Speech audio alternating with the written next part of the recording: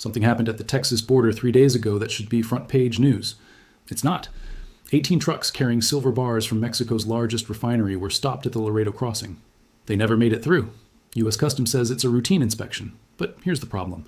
Those trucks haven't moved in 72 hours. The drivers were sent home. The cargo was sitting in a federal holding facility. And the refinery that shipped it just went dark on all communications. This isn't an inspection. This is a seizure. And if you understand what Mexico means to the global silver supply, you understand why the price you're seeing on your screen right now is about to become a fantasy. I'm a private commodities analyst. I've been tracking physical metal flows for over 12 years. I built this channel because I was tired of waiting for mainstream outlets to report what I could already see happening on my terminal in real time. And frankly, I got tired of watching all these other channels pump out recycled headlines and fake urgency when there's actual information that retail stackers need to hear. So let me tell you what's really happening at that border. Because this isn't about drugs. This isn't about cartels. This is about something far more valuable. Something that someone desperately needs to control. Let me give you the surface story first. The story they want you to believe. 3 days ago, U.S. Customs and Border Protection initiated what they are calling an enhanced screening protocol at the Laredo port of entry. Laredo is the busiest inland port on the entire U.S.-Mexico border. More than 15,000 trucks cross there every single day. It's the artery that keeps trade flowing between the two largest economies in North America. According to the official statement, this enhanced screening was triggered by intelligence suggesting that certain cargo shipments were being used to transport contraband. Fentanyl precursors, cartel cash, weapons moving south. It sounds reasonable, it sounds routine, it sounds like exactly the kind of thing that happens every week at that border. But here's what the official statement doesn't mention. The trucks that got stopped weren't random. They weren't scattered across different shipping companies and different cargo types. They were a convoy, 18 vehicles, all from the same origin point, all carrying the same cargo. Refined silver bars from one of Mexico's largest and most established precious metals refineries. I'm not going to name the refinery yet, but I can tell you this much. They've been exporting to the United States for over 30 years. They supply major dealers. They supply industrial manufacturers. They supply the very vaults that back the paper contracts trading on the COMEX. Their documentation is impeccable. Their chain of custody is verified. Their relationships with U.S. importers go back decades. You don't suddenly subject a supplier like that to an enhanced screening protocol unless something else is going on. And something else is definitely going on. Let me show you why this matters. Let me show you why 18 trucks sitting in a federal holding facility should keep you up at night. Mexico is not just a silver producer. Mexico is the silver producer. In any given year, Mexican mines account for roughly 30% of global silver output. 30%. That's not a market share. That's a choke point. That's a single point of failure for an entire global supply chain. Think about that for a second. One country, one border.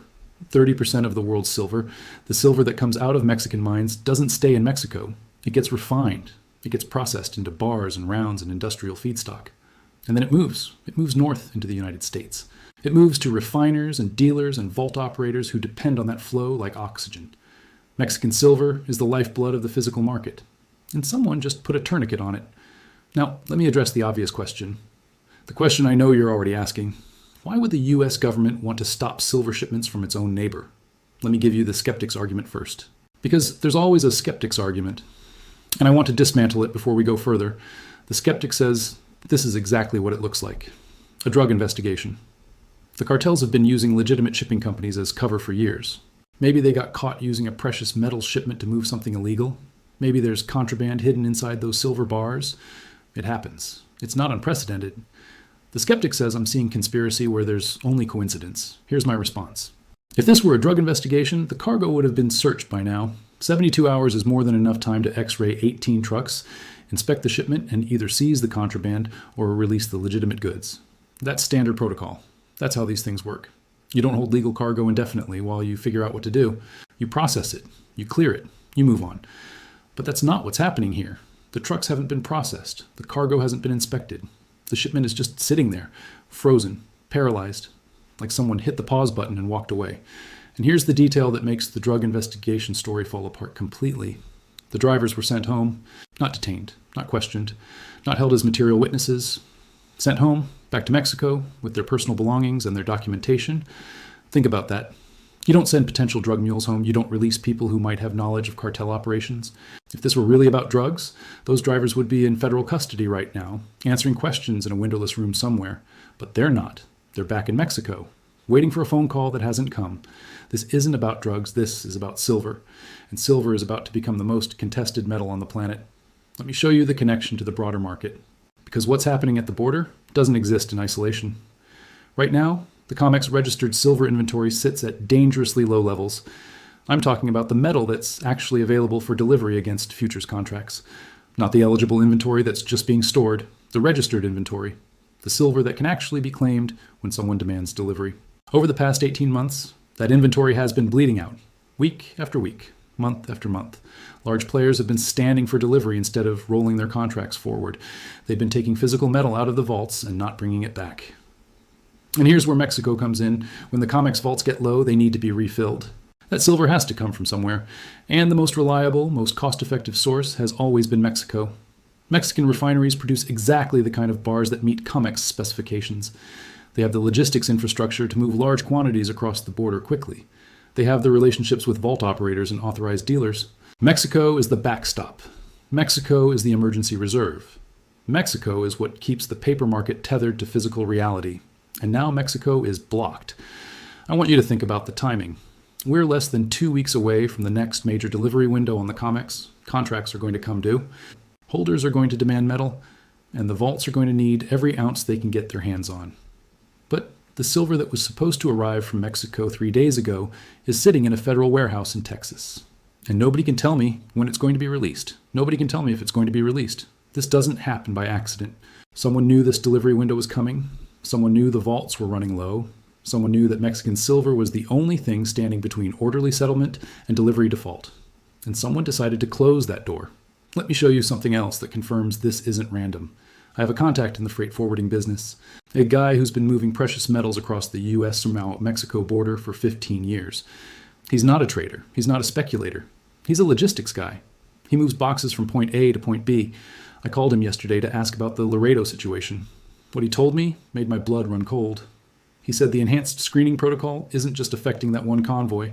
It's affecting all precious metals shipments. Every truck carrying gold, silver, platinum, or palladium that tries to cross at Laredo is being flagged for additional inspection. Not searched, not processed. Flagged and held. He's got 3 of his own shipments stuck in limbo right now. Smaller loads, different refineries, different destinations, all frozen. All waiting for clearance that never comes. And here's the part that really bothers me. He said the delays started before the official announcement. 3 days before the enhanced screening protocol was publicly disclosed, his shipments were already getting held up. No explanation, no documentation, just delays. That means someone was implementing this policy before it was announced. Someone was blocking silver shipments before the cover story was even ready. This was planned. This was coordinated. This was not a reaction to intelligence. This was a preemptive strike. Now let me teach you something that most retail investors don't understand. Something that connects what's happening at the border to what's happening on your screen. The price of silver that you see quoted everywhere is not the price of physical silver. It's the price of paper silver. It's the price of futures contracts that trade on the COMEX. Contracts that represent a promise to deliver silver at a future date. Contracts that, in most cases, never result in actual physical delivery.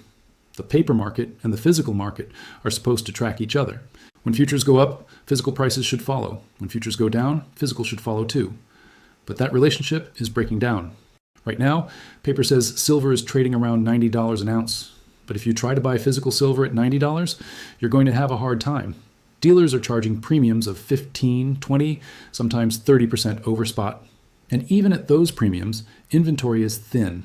Wait times are growing. Allocation limits are getting tighter. The paper price is a fiction. The physical price is reality. And the gap between them is the measure of how broken the system has become. Now think about what happens when Mexican silver stops flowing. The paper market can keep printing contracts all day long. You can create infinite paper promises, but you can't create physical metal with a keystroke. Physical silver has to be mined, refined, transported, stored. It has mass, it has scarcity, and the logistics just got cut. If Mexican silver can't cross the border, the COMEX vaults can't be refilled. If the vaults can't be refilled, deliveries can't be made. If deliveries can't be made, the entire premise of the futures market collapses. Because the futures market only works as long as people believe that paper can be converted into metal. The moment that belief breaks, the price discovery mechanism fails, the paper price becomes meaningless. And the only price that matters is whatever you can actually pay to get metal in your hand. We're not there yet, but we're closer than we've ever been. And there's something else happening, something quieter, something that tells me the smart money already knows what's coming. Over the past 6 months, there's been a silent accumulation happening in the silver market. Industrial users, technology companies, defense contractors, solar panel manufacturers, entities that need silver for their products, and have suddenly realized that supply is not guaranteed. I've seen reports of major electronics manufacturers locking in multi-year supply contracts at premium prices. I've seen reports of solar companies stockpiling silver paste beyond their normal inventory levels. I've seen reports of defense contractors adding precious metals to their strategic reserve programs. This is not speculative buying. This is hoarding. This is companies that see something coming and are positioning accordingly. What do they know that we don't? Why would a Fortune 500 company suddenly triple its silver inventory? Why would a defense contractor add precious metals to a strategic reserve? Why would the US government suddenly start blocking silver shipments at the border? These actions don't happen in isolation. They're connected. They're all pointing in the same direction. Let me give you the math, because the math is terrifying. Global silver supply is roughly 1 billion ounces per year. That's mining output plus recycling. 1 billion ounces. Global silver demand is roughly 1.2 billion ounces per year. That's industrial use plus investment demand plus jewelry. 1.2 billion ounces. Do you see the gap? 200 million ounces every single year. Demand exceeds supply by 200 million ounces. That gap has been filled by drawing down existing inventories, vault stockpiles, ETF holdings, private hoards, silver mined decades ago that's been sitting in storage. But those inventories are not infinite. They're being depleted year after year. And at some point they hit zero. When that happens, there's no more buffer. Demand meets supply with nothing in between, and the price has to do all the work, rising until enough buyers say, no thanks, that's too expensive. Where's that equilibrium price? Nobody knows, but it's a lot higher than $90. And the border seizure is accelerating the timeline. Every day that Mexican silver sits in a federal warehouse is a day that the supply deficit widens, a day that the vaults get emptier, a day that the paper price becomes more disconnected from physical reality. Let me tell you what I'm watching over the next few days, the indicators that will tell me which direction this breaks. First, I'm watching the Laredo port of entry. Any news about resumed shipments? Any news about the investigation concluding? If Mexican silver starts flowing again within a week, this was a temporary disruption. If the blockade persists beyond the delivery window, something deeper is happening. Second, I'm watching COMEX registered inventory, the daily reports that show how much silver is available for delivery. If inventory continues to drop while the border is blocked, that's confirmation the squeeze is real. Third, I'm watching premiums at major dealers, APMEX, JM Bullion, SD Bullion. If premiums start expanding beyond current levels, that's the physical market telling you it doesn't believe the paper price. That's reality diverging from fiction.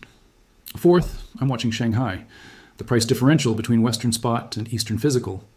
If that gap widens further, metal is flowing east and not coming back. The arbitrage that should close the gap isn't working because there's no metal to arbitrage. Those 18 trucks are still sitting there. The silver inside them was supposed to be in COMEX vaults by now. It was supposed to be backing paper contracts. It was supposed to be maintaining the illusion that the system works. But it's not. It's sitting in a federal warehouse, guarded, frozen, waiting. And somewhere, someone is deciding what happens next. Someone who understands exactly what the silver represents.